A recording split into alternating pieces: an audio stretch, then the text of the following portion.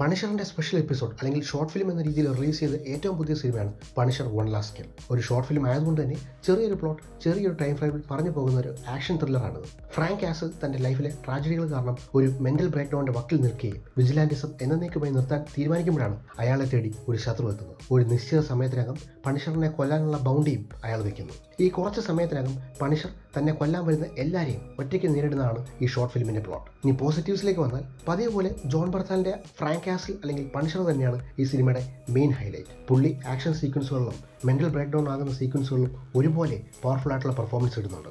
Raid plus John Wick 3 plus Dredd ചേർന്നാണ് Punisher one last kill എന്ന് പറയേണ്ടി വരും. കാരണം ഒട്ടുമിക്ക ആക്ഷൻ സീക്വൻസുകളും സെറ്റ് ചെയ്തിരിക്കുന്നത് ഒരു ബിൽഡിങ്ങിലോ അല്ലെങ്കിൽ കോറിഡോറിലോ ഒക്കെയാണ്. വയലൻസ് ആൻഡ് ആക്ഷൻ സീക്വൻസിൻ്റെ കാര്യത്തിൽ ഇവർ ഒരു കോംപ്രമൈസും ചെയ്തിട്ടില്ല. കിടിലം ഫൈറ്റും കിടിലം വയലൻസുമായിരുന്നു. ഇത് ഡിസ്നി തന്നെയാണോ പ്രൊഡ്യൂസ് ചെയ്തെന്ന് സംശയമുണ്ട്. Okay, negatives.